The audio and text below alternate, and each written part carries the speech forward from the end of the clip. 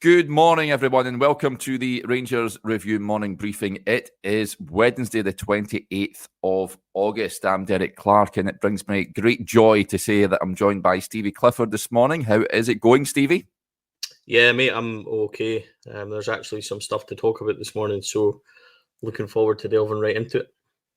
Yeah, most definitely, both on and off the pitch stuff to delve into. So without much further ado, we'll do just that. Well, the off the pitch stuff, you might have seen a report yesterday that there was claims that the club could be on the verge of a multi-million-pound takeover by American investors. They suggested that a £150 million valuation had been placed on Rangers by potential suitors that were keen to take a seat at the Ibrox top table. Now, Chris was on the case pretty much from the off, and the Rangers Review understands that several key players at the club had no contact about selling their shares, and former chairman Dave King told Chris that the story has no truth whatsoever. He's backed John Bennett to transform the club's fortunes on and off the park. Now, Chris and Johnny were on a video last night. If you want to delve deeper into that story, folks, I'd urge you to go and check it out. But it's a story that was quite quickly quashed, Stevie. Yeah. What did I say about this? Because immediately, Derek, I didn't fancy it. I've got to be honest with you. Yeah. I'm a bit more skeptical. See, the problem is, right, people on social media and things think as soon as we're linked with something like this, yes, we're going to have hundreds of million to spend and it's going to be fantastic. And I get that, right? I understand the excitement surrounding that. But for me, I'm a bit more wary when it comes to this sort of stuff, Derek, because if you go back to the Fox takeover discussion last year, when she wanted to, and on behalf of the investors, make a kind of investment and stuff like that, I wasn't sure that that was the right thing to do for the club either.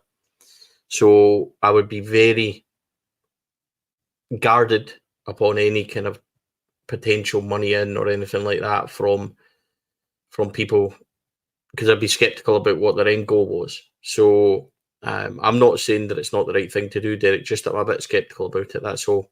Yeah. And I know that not every takeover and thing's the same. So I didn't really meet this news last night with the same kind of enthusiasm as everybody else. And I would just be a wee bit skeptical behind it. I think that there's a lot of truth in what people are saying. When people say that, you know, anything's better than what it is at the moment and we need new guidance and we need new leadership, I can understand why people might feel like that. Personally, I'm not sure that I would be prepared to sell up just for that to happen, because it's a hell of a gamble. And I would be more inclined, Derek, to hire the right people in the positions under the current boardroom than I would be in gambling of anybody coming in and not knowing what their actual end goal was and their priorities and things was. So that's my only feeling on it. It doesn't mean I wouldn't do it, Derek, just that I'm a wee bit skeptical because, yeah, you know, not every takeover we see works out the way it should. And there's been a lot of examples for American owners and things that have been good. Absolutely. Liverpool, etc. Yes. But there's also been a lot that have been very bad. And I'm just a wee bit, that's the cautious side of me, Derek, coming in. I would rather the people in charge at the moment just got the right people in charge around the building, and that would help quash a lot of things that are going wrong in people's eyes. So I'm not sure it needs a multi-million-pound takeover for that to happen. If there was somebody out there that had capital and fresh ideas and wanted to do the right thing by the club, absolutely. But just a wee bit on the fence with this one. Yeah. In a statement, Dave King told ourselves there is no truth whatsoever to the rumour that a US billionaire or anyone has expressed any interest in acquiring Rangers. The club is going through a difficult phase that was largely self-inflicted and commenced with Douglas Park refusing to back Steven Gerrard's ambition to kick on from Title 55. Self-interest should never be put ahead of our club. I am hoping that John Bennett turns things around. I know he will do everything in his power to do so. So there you go. You can read that piece also in the link below this video as well, folks. So do go and check it out. Right, let's move on to... Derek, yes? Can I just say something on that, on Dave King? why does there always have to be a barred line somewhere in anything that he says? It brings me a lot of frustration, like when he's having a pop at people. Yeah. And I understand, right? I understand what he's saying and I get it. I would just rather that we've got an important game at the weekend and Dave King always pops up and it's never straightforward. Can you not just make a statement and just say, look, there's no interest here. We're all behind John Bennett. Feel like he's doing a really great job. Why does there have to be that line in there against somebody on the boardroom level and all this kind of stuff? And it just becomes a little bit, for the support as a whole, I think everybody, it becomes a little bit tiresome. Mm-hmm. Yeah, I get your point there, Stevie. But yeah, no takeover is happening from the American side of things. Right, let's move on to on the pitch news, because there is plenty of it, and I'm going to start with Jannis Haji. He's someone that we've spoke a lot recently. He rejected a move back to Romania recently. His dad has came out and absolutely lambasted his son's treatment from Rangers, and now the player himself has took to Instagram and has released a statement. He says, "I've been aware of the noise and speculation regarding my situation, my role and my contract in the club. I have loved playing for Rangers and the Ibrox fans since the moment I got here. I want to make it clear, I have never once asked to leave this football club. I will always make myself available, and there's always a way to navigate around any situation if there's a will on both sides." And that was communicated officially weeks ago by me and my team. I'm here, willing, and Rangers ready to help work and fight for the club, team, and manager. So that is Jannis Haji's statement, Stevie. That tells me that, of course, there was this wage clause around if he plays at another game, he'll have to receive a bit of an increase. This statement tells me, reading between the lines, he would be happy to renegotiate that just to play for Rangers again. What do you make of it? I think I should treat his father and his agent completely differently to Jannis, but Jannis also told people in the summer that my focus is on the Euros. I had talks with my agents and the pressure is on them. I expect them to work as well as possible to find the right team and the right manager for me. So Jannis has said a lot. His agent has said a lot. His father has said a lot. And I just think, Derek, that the scepticism in me, you know, I mean, thinks to myself, they have hawked this boy all around Europe. Nobody wants him. Yeah. They can't get rid of him. And now potentially been stuck in the B team, that his agent and his father, no matter what they've done, can't find him a move. He's going to be stuck there. So Jannis has had to come out and speak. It comes on the same day that Georgie had so much to say, and it was covered by the press yesterday morning. Look, it's all a little bit tiresome for me, Derek. And I'll be honest with you, I don't like players and things like that. It's the same as Cantwell. If Cantwell had came out with a message like that last night, he would have got absolutely slaughtered. So it's all a bit of a kind of sad song for me from Jannis Haji. It really is. Like, it's just, I just don't like stuff like this getting played out. And I think there's been too many mixed messages. What I would say is, with his dad and his agent, it's always coming out with something. His agent, you know, lots of interest in Jannis. Jannis will be moving soon. Jannis is out of contract this summer. Jannis is this. Jannis is that. Stop crying your heart out, Derek. You know what I mean? He says so much, and his dad as well. I'm just, look, I'm a wee bit fed up of it. Like, genuinely, I am. I'm a wee bit fed up of it. So I think everybody will feel that way. And it's a shame on Jannis as well, because I can't help but feel his career is stalling, and he needs to get a move that suits him. I don't think that even if his wages was reconstructed and everything else, that he's adding much at this moment to Clement's team. I don't think Clement overly fancies him. If he did, he would have had it sorted by now. That's my only gut feeling on it, Derek. I just wish these things weren't so open and everything else. Like, you know, his dad, his agent, him, you know, Clement talking about it in press conference. Philip Clement has said as well that he sat down with Jannis and said that, you know, our best intention is probably that we sell you. And that's exactly what Jannis wanted too. So then Jannis comes out and says, I don't want that. I've never asked to leave and I don't want to leave. And it's just so many mixed messages for a support that are a bit peeved off with all the mixed messages, Derek. You know what I mean? It's the same. It's the same thing all the time when it comes to anything to do with Rangers, and it's a bit frustrating. Rangers will have a problem on their hands if I think if they're still here after the window. They're going to have to make a decision whether they play Jannis or they just have him training with the B team and paying a large amount of money each week to have him not featured for the first team. In my opinion, I'd be using him. I think he would be a good first team option. If he is still here after the window on Saturday morning, that is. There is still time, of course, for a club to come in for Jannis, but yes. I mean, there was talk of Fiorentina 4 weeks ago now. That's not materialised. We've not really heard much else, have we, apart from Rapid, another team in Romania that were making inquiries about him as well, but he doesn't want to go back there. So, yeah, whether Rangers can get him out the door remains to be seen. One player that does look like he's edging closer to an exit, Stevie, is Todd Cantwell. He has held initial discussions with Blackburn Rovers about moving there. Now, it remains to be seen whether they'll be able to get him on a permanent deal or whether it will be a loan.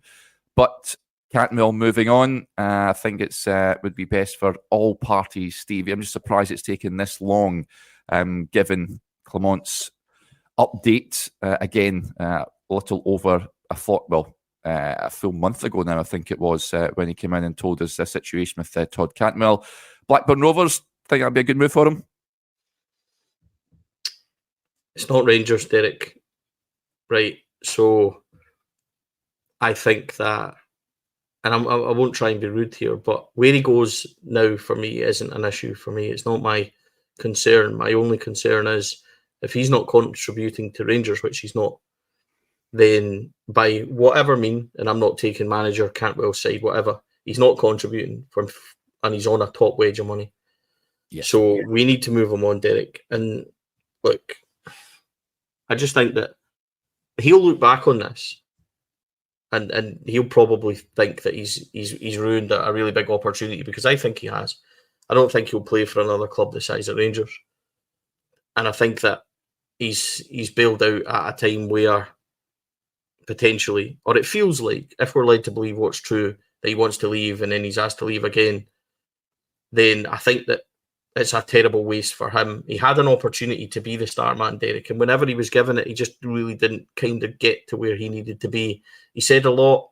He was going to do this and that, and and I think the whole Schussberger thing after Hearts at the end of last season and all that was just a kind of tipping point for everybody to say, nah, we've had enough of this guy. So I'm a bit disappointed because I'm a big fan of what he can do. I know on the pitch, Derek, but it seems like a waste.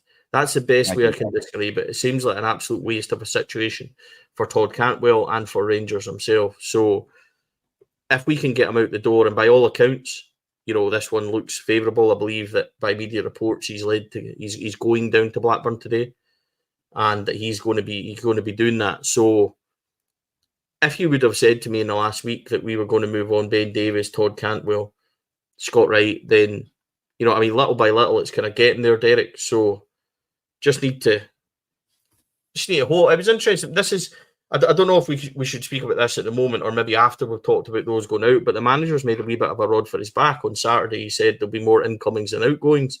Yep. Well, that's 3, potentially going out the door. So when's the 4 arriving? Because people will take everything very literally.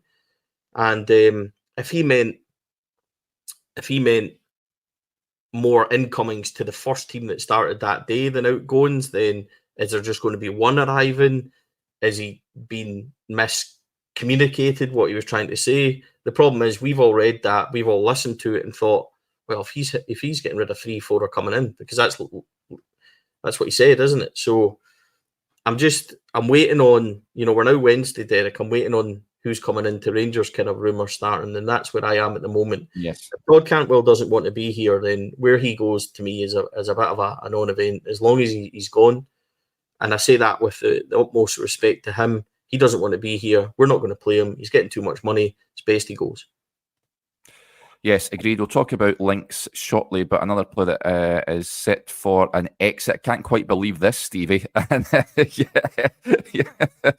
Take time if you need some time here to digest this news. Scott Wright looks set to join Ben Davies at Birmingham City, and he's set to undergo a medical down there with the League One side.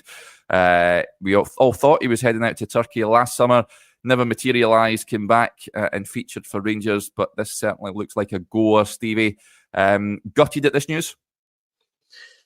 Yeah, listen, I'm just going to have to roll with it, I think, because he looks like he's gone. And, well, at least Birmingham is not half the world away, right? So we don't need to worry too much about that. But he came, he won 55 with us. He helped us go to a European final. He scored a winner in the Scottish Cup final. And for 100 odd grand, Derek, he'll make his profit when he leaves. Was he the best player in the world? Nah. I don't think anybody would say that. Did he take his opportunity at Rangers? No, again, he didn't. He was somebody that burst onto the scene, and we all thought, and there was a stage there during 55 and stuff like that, that we all thought, this is a cracking wee player we've got in our hands. Because he made a difference when he came in. He was something a wee bit different. But he never really took it on, did he? He never really took it anywhere. He never really done anything. And he seemed to get like an abundance of chances. I think I seen stats the other day. It said he had 48 games, 2 goals and 1 assist. I mean, that's not even close to being anywhere remotely good enough. I think in 48 games, I could manage those stats, Derek. So it's just one of those ones. Look, I'm not going to look back in anger over it. He's had a good time. You're getting rumbled here, Stevie.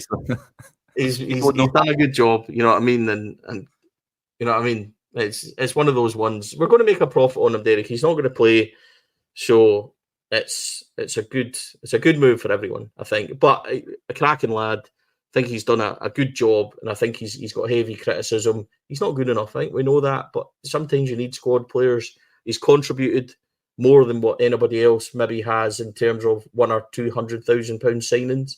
I think when you look back in our history, there's not too many come in for that amount of money and have kind of big moments like he has. So wish him all the best. But again, like Todd Cantwell, he's not going to play. So, for us, whatever money he's getting is better reinvested in somebody that can play and can be part of things, Derek. So I think from that point of view, then I think it's best to kind of move him on along with a few others. But if you said to me at the start of the week, Derek, genuinely, we're going to move on Ben Davies, going to move on Todd Cantwell, you're going to move on Scott Wright, then, you know what I mean, there's 50 grand plus off your wage bill a week. And I think for Rangers, that's very important. Yeah. Kenny says, stop crying your heart out, Stevie. I know you're feeling a bit emotional there.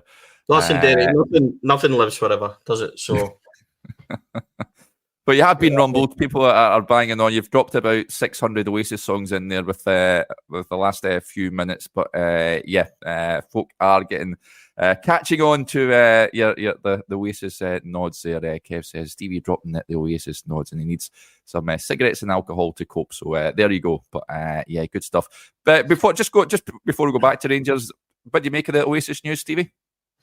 I think for people of my generation, it's fantastic news, isn't it? Arguably one of the biggest bands in the world ever. And I think for a lot of us, it's going to be good fun. It's going to be a mad scramble in a couple of days and a lot of disappointed people out there. But as what it is. It's ticket-wise, it will be. But it's I think, what's that? Have you seen them before? No, never seen Oasis before, actually. So I was more, I'll tell us honestly, I was more kind of Ocean Colour Scene than that growing up, Derek. Like Oasis were there for me. I had all their stuff and all that, but I was more Ocean Colour Scene. I was more into the kind of indie kind of stuff. So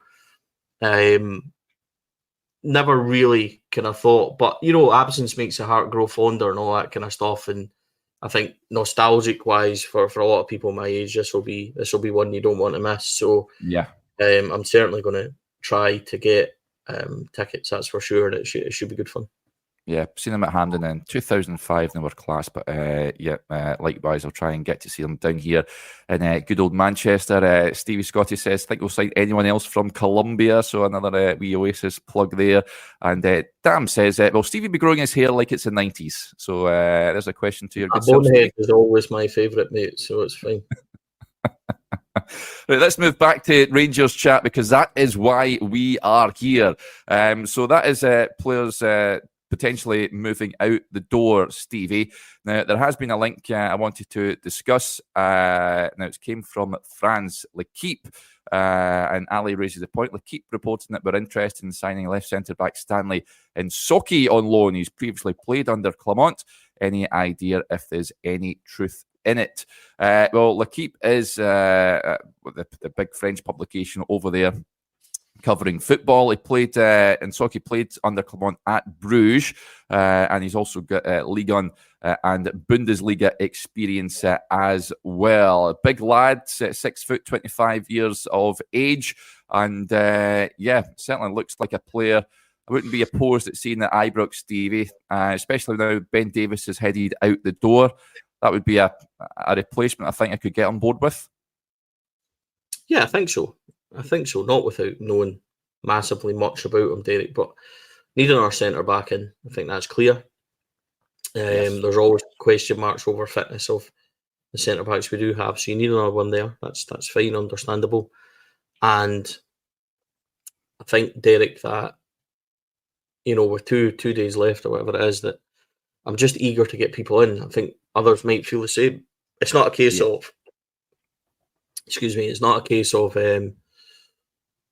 being, taking anyone. That's not my point. But I think we're all at a stage now where we just want to hear those rumours. We just want to hear a wee bit of action.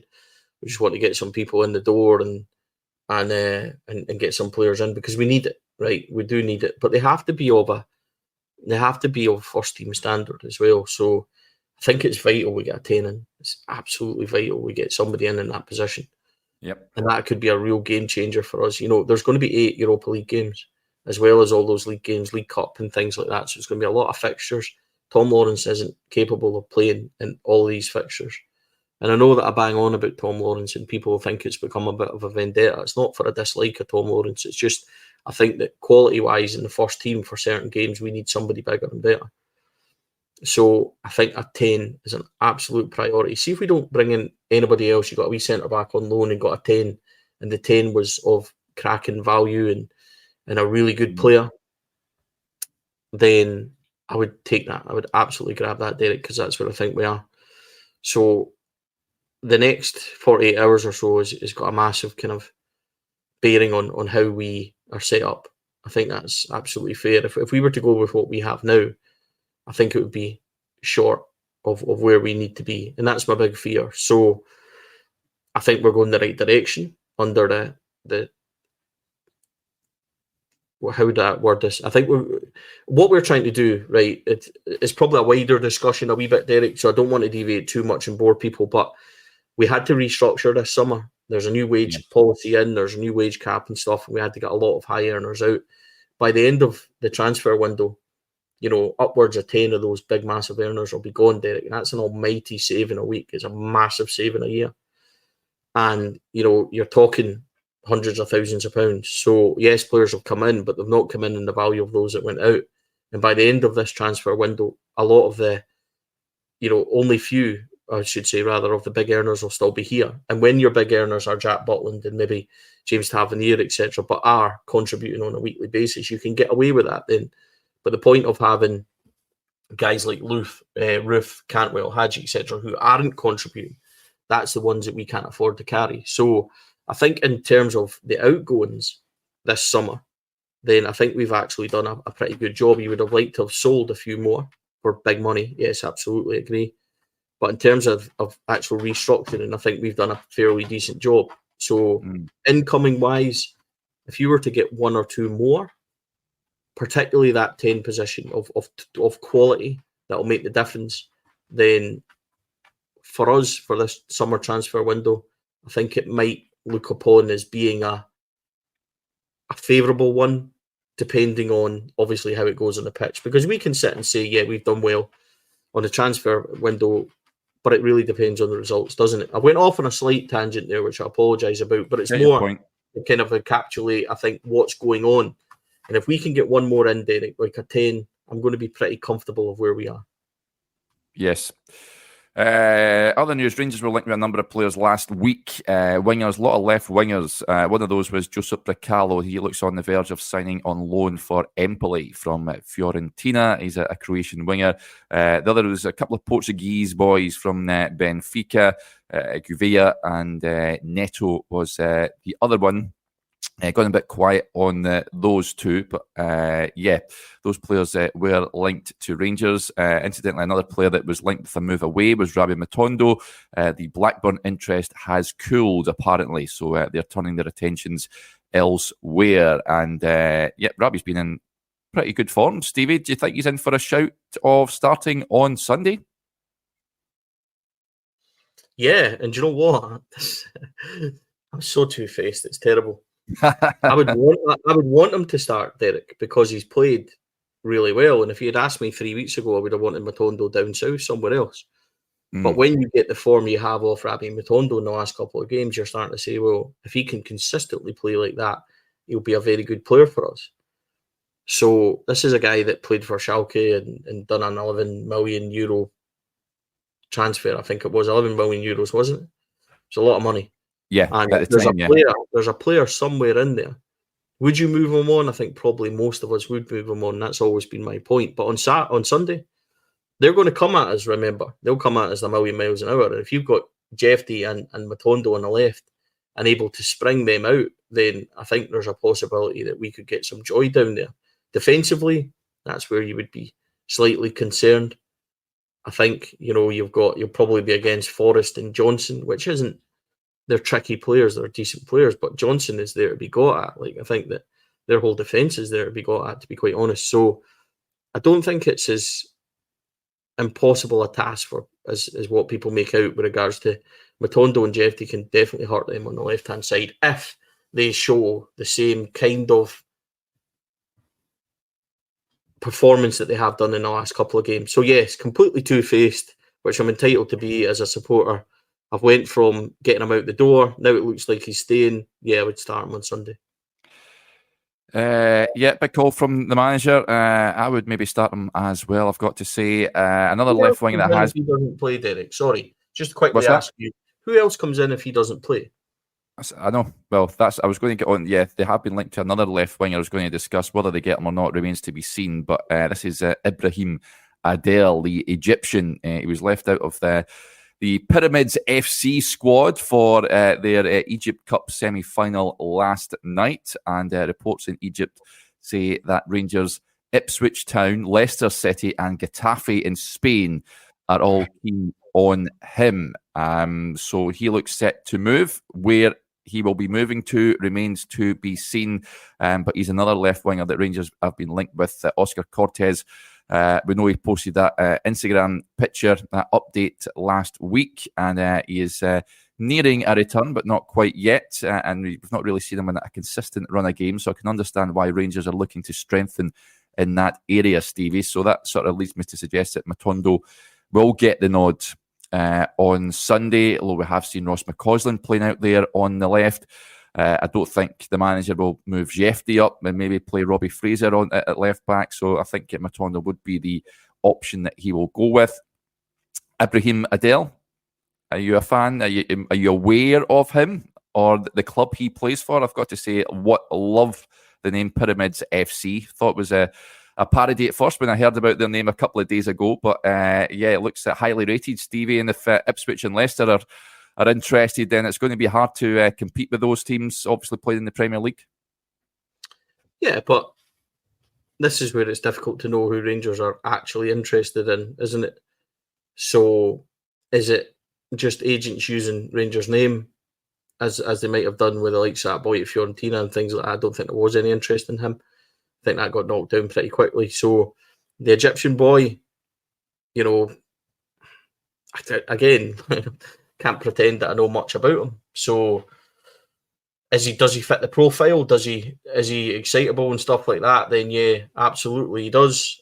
And it's one of these ones, Derek, where you're just waiting to see. It's an exciting link. I think he looks all right, this boy. Like, from what I've seen, played at under-23 World Cup and stuff, didn't he? So I think that there is a wee bit of kind of excitement surrounding him. I've seen people talk about him and say that he's the best young thing coming out of Egyptian football in a very long time. So that's the kind of player, Derek. Look, I can't sit here, right, and pretend and say, oh, this guy's going to be magnificent.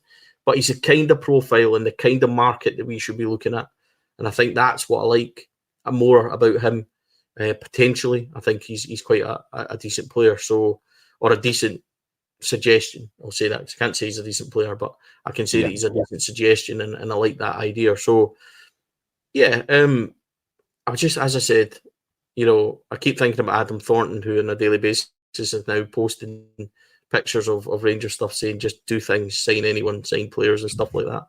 And I'm a wee bit like that myself, Derek. So, I'm just looking forward to hopefully some action in the next couple of days. Yeah, let's hope so. To Sunday then, the match officials have been confirmed. John Beaton will be the man in the middle. He will be assisted by his assistant referees, Daniel McFarlane and Jonathan Bell. Andrew Dallas is on VAR, assisted by Graham Stewart. Thoughts on that, Stevie? Listen, I just hope we're not discussing legitimate Rangers goals that have been ruled out. And let's just hope we're not talking about a refereeing controversy for days on end afterwards. Your thoughts about the officials? Yeah, I couldn't care less, to be honest, because it's not like any of them are favourable. And I had to laugh at the outcry of, brother beaten and all this kind of nonsense. You just have a quick look at the decisions that went against Rangers.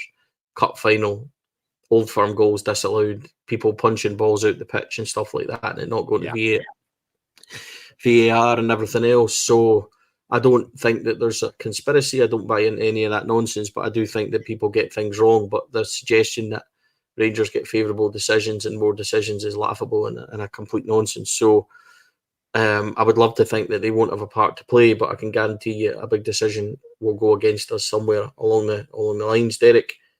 And we'll just need to wait and see. I'm pretty sure it was Beaton that was on VAR when Lundstrom got sent off as well, just in the last one. So it was him that recommended that went there. I might be wrong on that, but I'm pretty sure that Beaton was the one that called that. I'm pretty sure that he was involved somewhere in the cup final goal that got chopped off as well. So, listen, it is what it is, Derek. Do you know what? We'll talk about, I think we'll probably talk about Sunday more tomorrow and things like that. I'm led to believe that I'm back on covering for Joshua tomorrow as well, Derek. So we'll talk about it a wee bit more. But I'm not as resigned to Sunday as most other people are. I'm really not. So I think there's opportunities there. It'll be difficult, but I'm not ready to throw in the towel just yet.